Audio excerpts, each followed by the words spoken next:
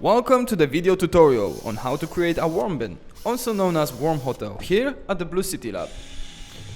The materials that we're going to use can be gathered for free. The buckets, we got them from a local fast food restaurant. They always have a spare. We only need 3. We will need drills, 2 and 6 millimeters, a knife, sandpaper to smooth the edges, cardboard that will filter the juices, food waste, and of course, worms.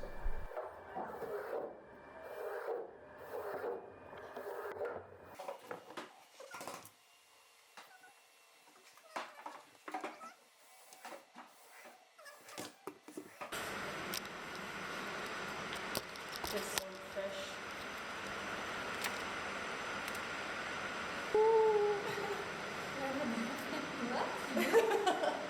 The little bits are...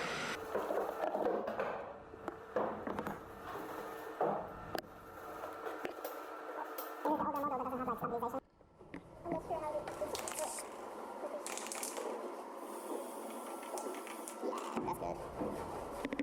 Blue City Lab.